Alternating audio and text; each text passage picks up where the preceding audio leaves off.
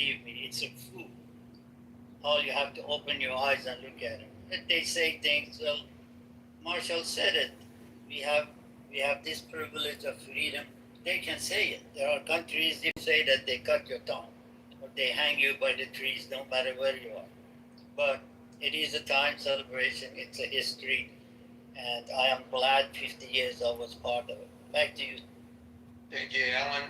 And Alan, you're representative of a lot of people who were born elsewhere, and when they seek freedom, they come to the United States.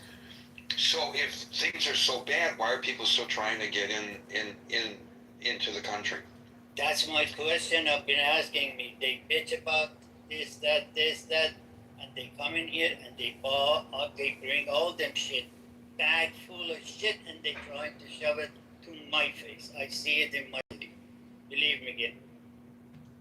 Well, we have good people and bad people trying to come into the country, obviously, but I'm just saying that folks still see the United States as, you know, the country that they want to emigrate to, and exactly. Sometimes they see greater hope here than we do ourselves, I'm afraid. Thank you for that, Alan. We'll go to Scott, followed by Rashad. All right. Great to see everybody. Yeah, Trump. Well, look, Trump tarnishes every, a lot of things, right? I mean, this is the nature of Donald Trump and his presidency. I mean, he's a disruptive figure who is irreverent and I mean, irreverent on a good day. I mean, oftentimes offensive and just sometimes vile, vulgar, lots of things. But I want to say, like, I'm in the back of my head, we did a clubhouse room about this topic, about the topic, are you proud to be an American? Based on a Marist poll that came out. This is a brand new poll. And in this poll, a majority of Americans are proud, 65% of Americans say they're either very proud or proud to be an American, with 35% reporting that they are not very proud or not proud at all to be American. That's the Gallup poll, I believe you're referring to, right? No, this is the Marist poll. The Gallup numbers are a little different. This is the Marist numbers. Gallup also has done this as well recently, but I'm reading from the Marist polls just because this is the one I was fresh in my mind. So and the partisan breakdown is interesting. 93% of Republicans say they're either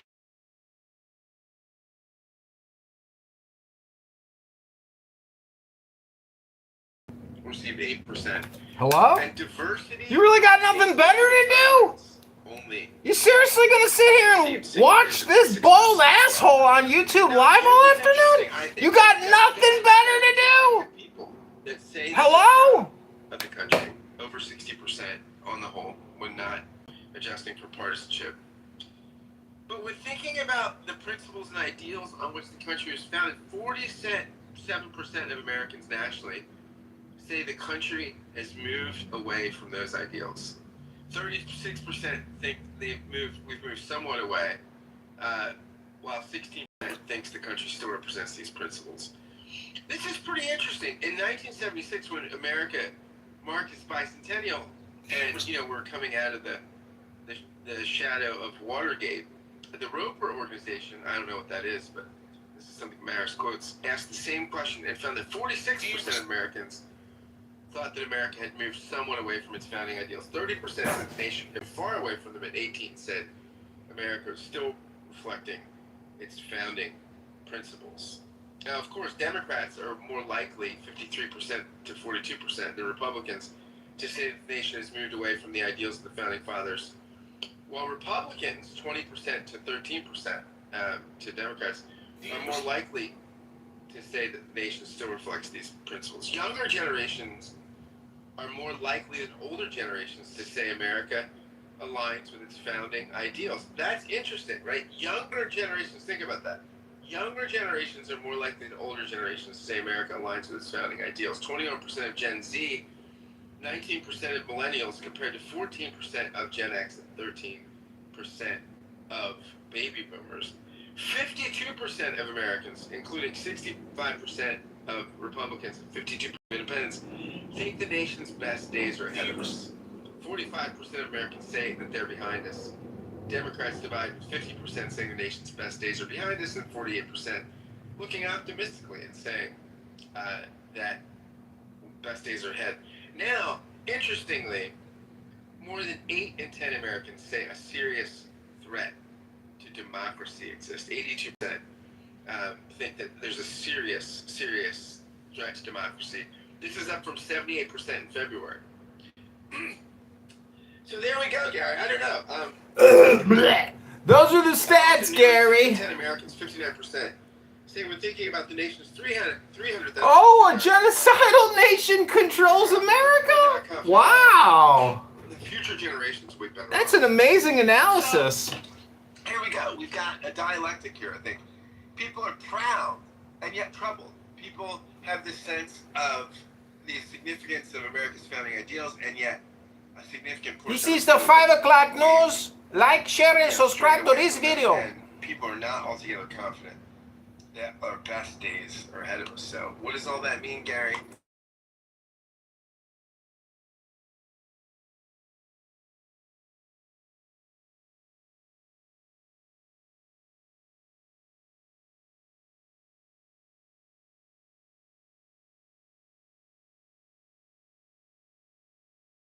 Donald Trump, sort of overshine. Are we celebrating America? Or are we celebrating Donald Trump?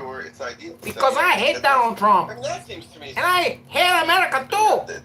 That seems to me to be. It's a systemic, racist society. Breakdown, right? So I don't know. I don't know. I I'm not. I don't a big know. Donald Trump fan, but I will.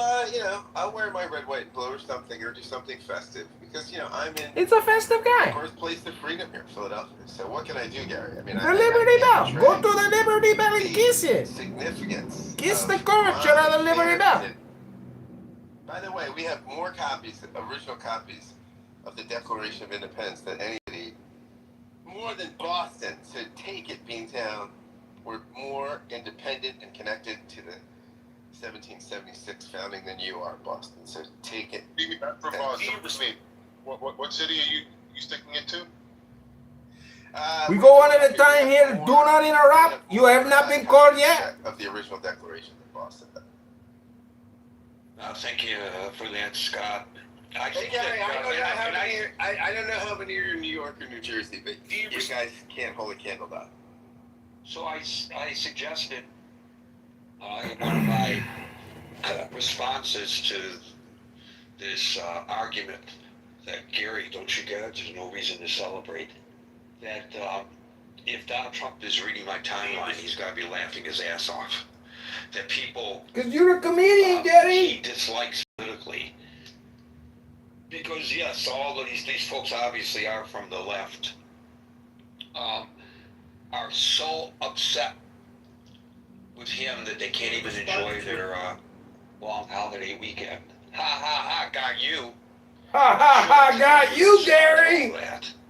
Ha ha ha, got you, Gary. Hello? What are you going to do for the 4th of July? What that man wants more than You anything hate- else is to live in people's heads rent-free. Living in people's heads rent-free. Here we go again, Marshall. To be the center of attention all the time. So the more people say, I'm not going to celebrate. Projection says what? Or I won't celebrate because he's a terrible president. They're giving Donald Trump what he wants and what he has wanted since he's gotten involved in public life.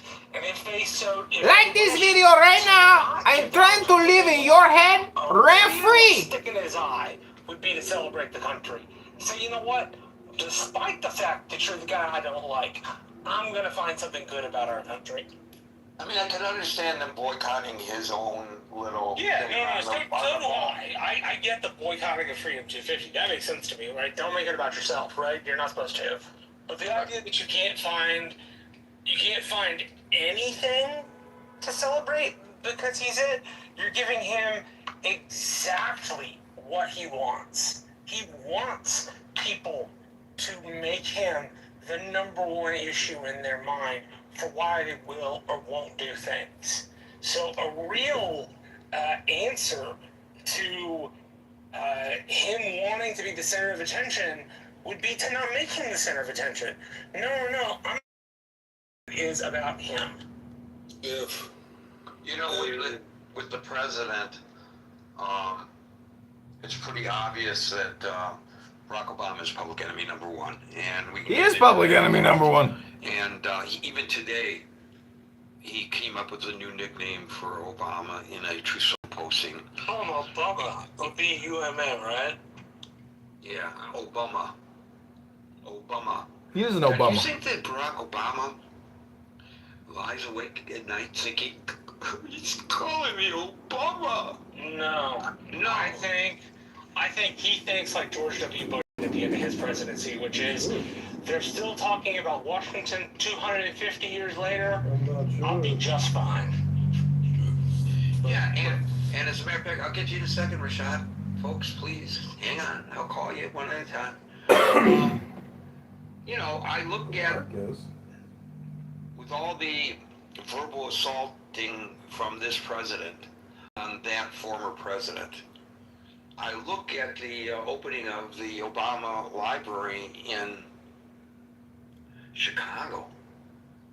And whether you like Obama or not, oh my God, was that a fantastic opening ceremony with all those great, right, all these great musicians performing And all the presidents together, right? I really like the fact that all the presidents were there together. Well, not all of them. Well, not all except Trump, but you know what I mean. All except the sitting president were there. Right, and my hometown guy, Stevie Wonder, who, name dropping here, I had opportunity to interview, and it was a thrill to meet the guy, and he still sounds as great as he ever has. Everybody was just absolutely thoroughly enjoying the experience, including the former president and the former first lady.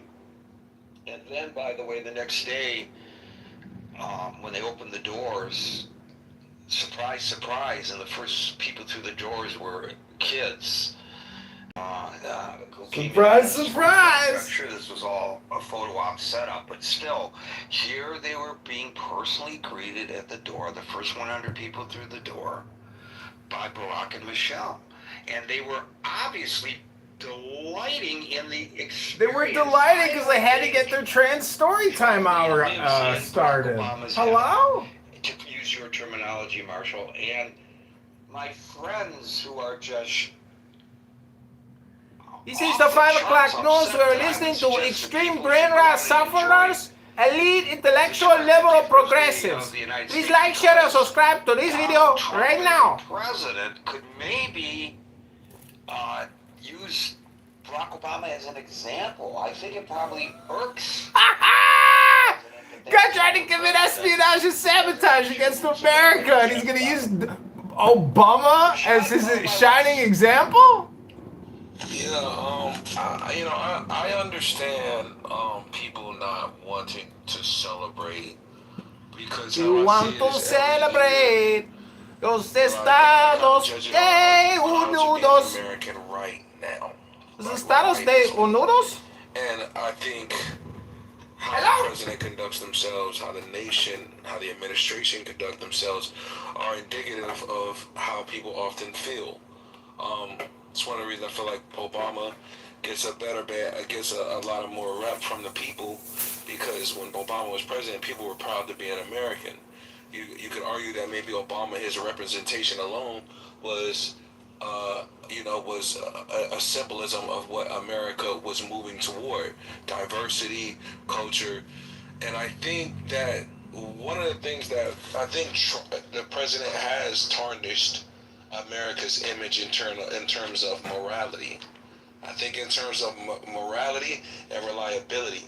I think about how we have a Fox News anchor as our Secretary of Defense. We have a wrestling executive's wife, I think, as the head of Department of Education. There are many different things, right? I could go on till I'm blue in the face about so many things that in the nation right now, especially in our administration, speak of favoritism.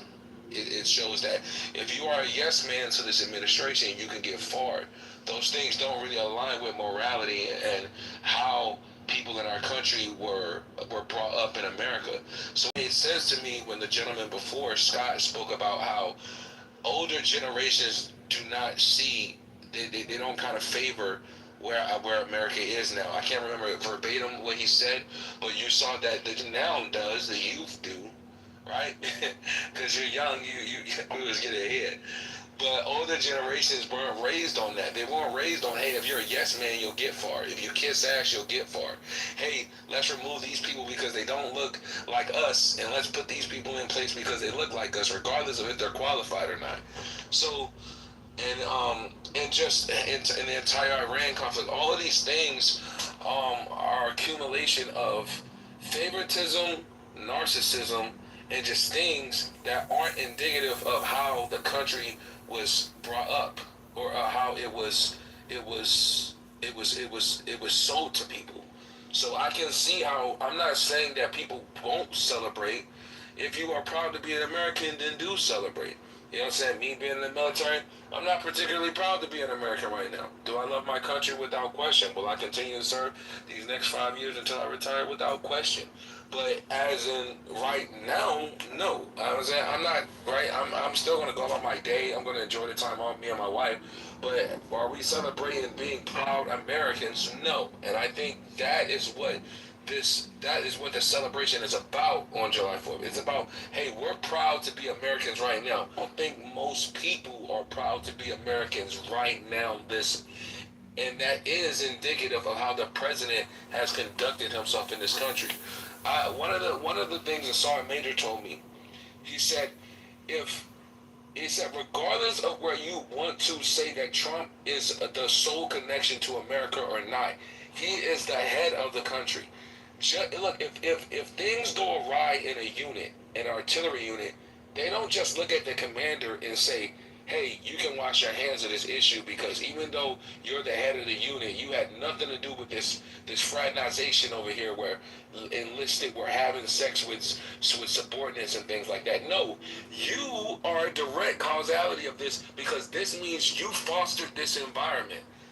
What we see in America right now is indicative of the president fostering this environment. He's shown that, hey, if you are a yes man, then I will allow you to get far. So it makes sense that we see this in our nation, right? One of the biggest scandals was about CP with children. All of a sudden now, people start noticing there's a lot more people getting arrested for CP.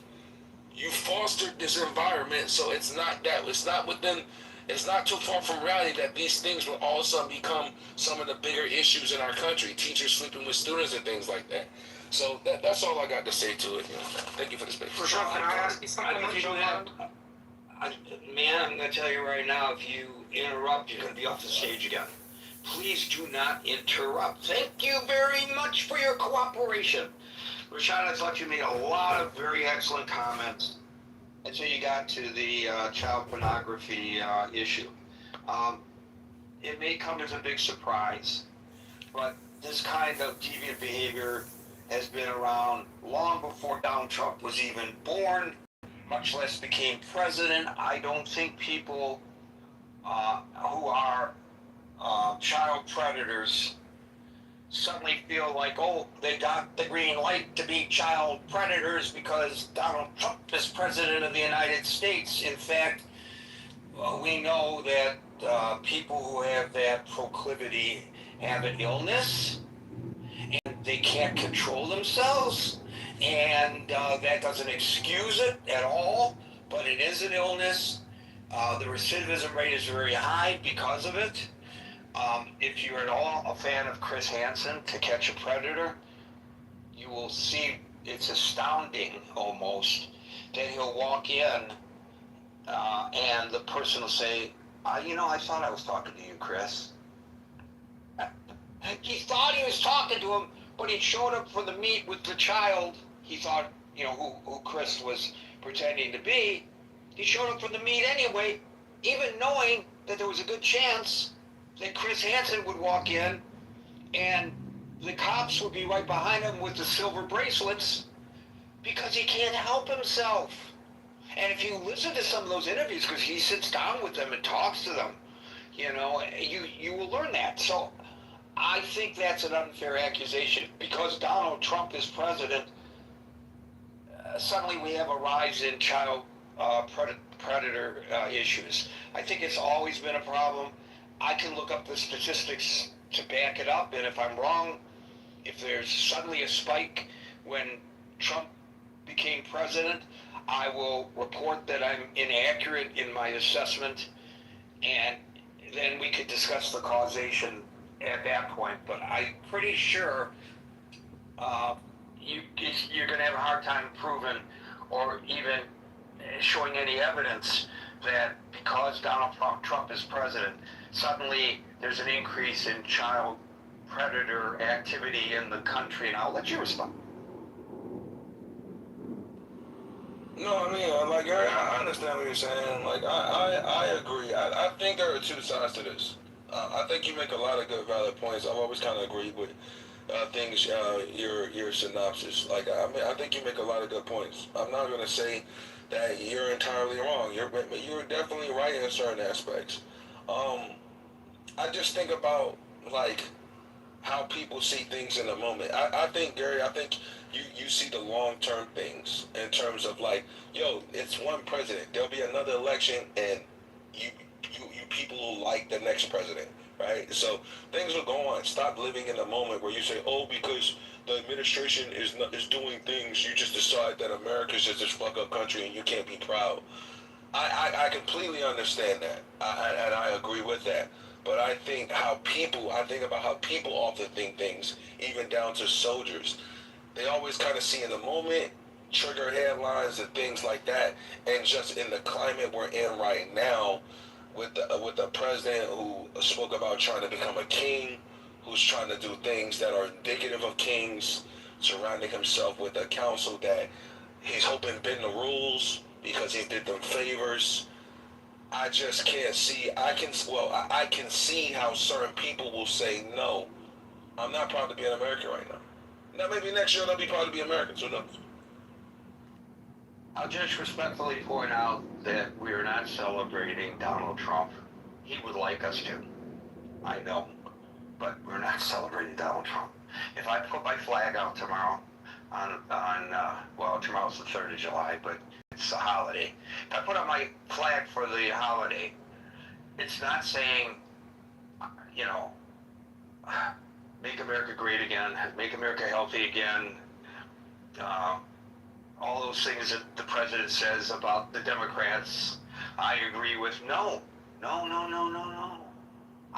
fact, I will not stoop down so low as to wave the American flag as a means of adulation for anyone,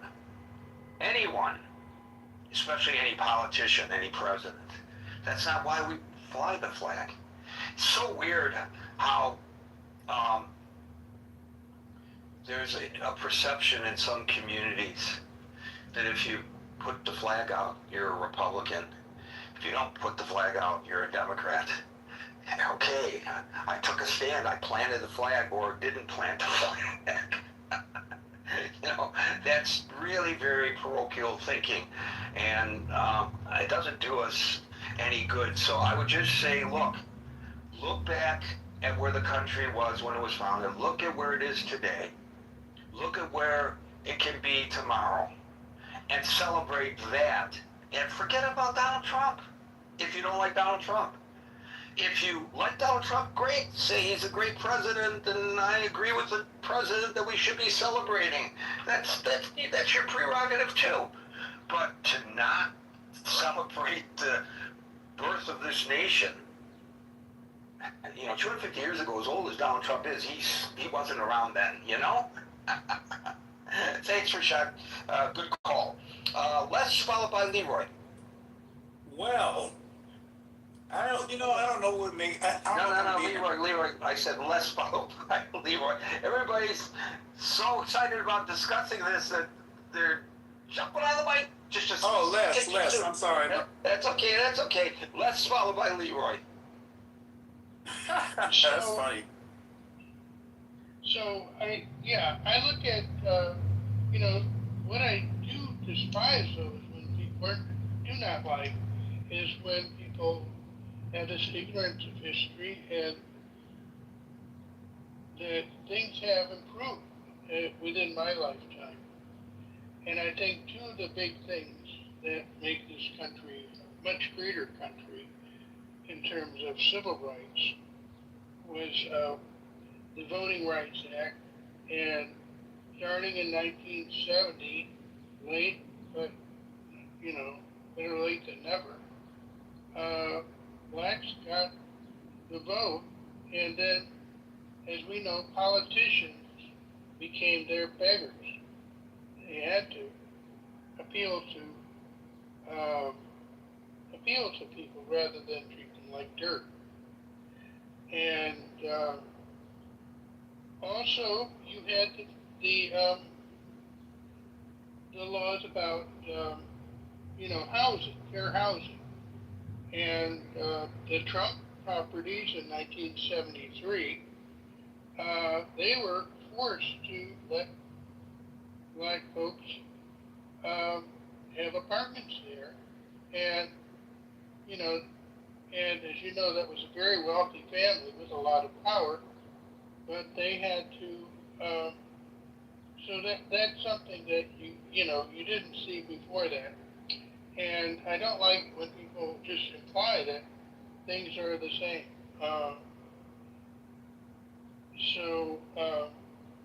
And then that's just a personal note too. I've got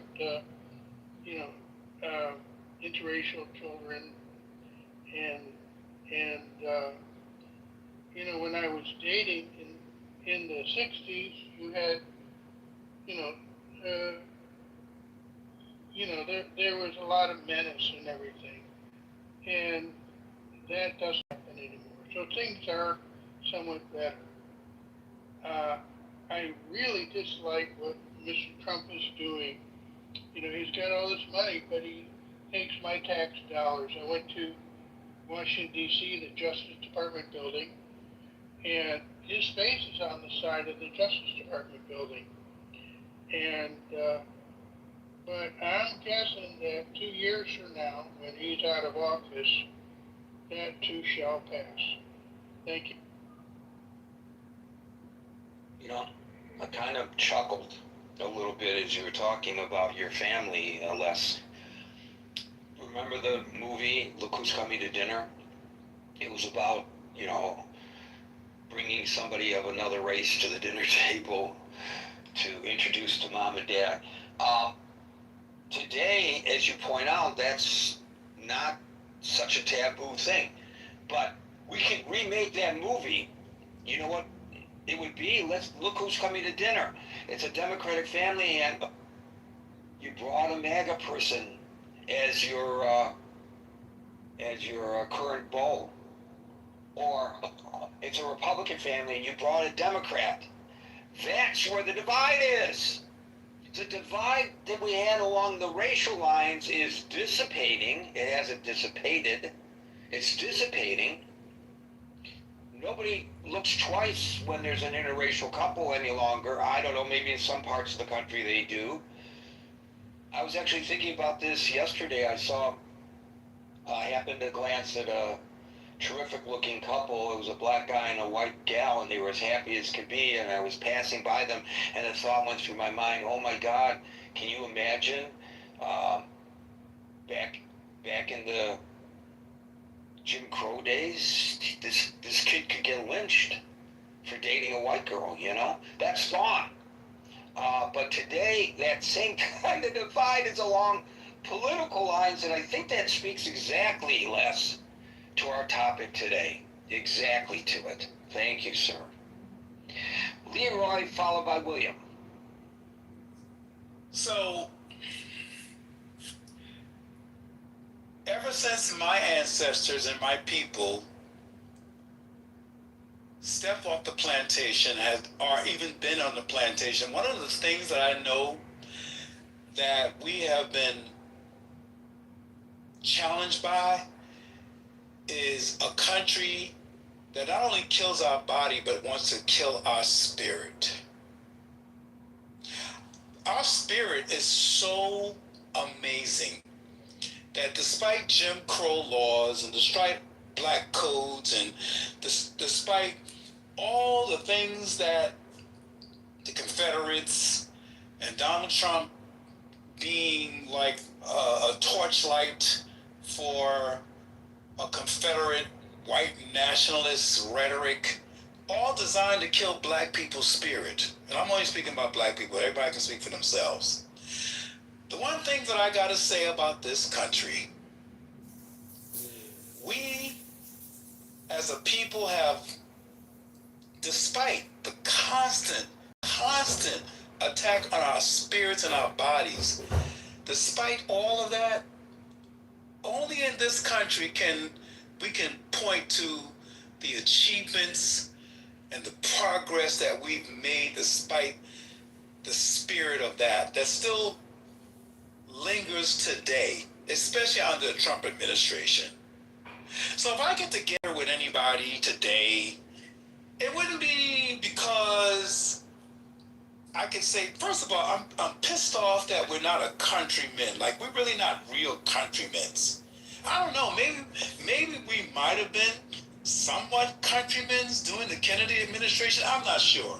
But there was a lot of upheaval attacking black people's spirit. I refuse to let anybody destroy my spirit, much less the country. And Donald Trump, he has been contributing to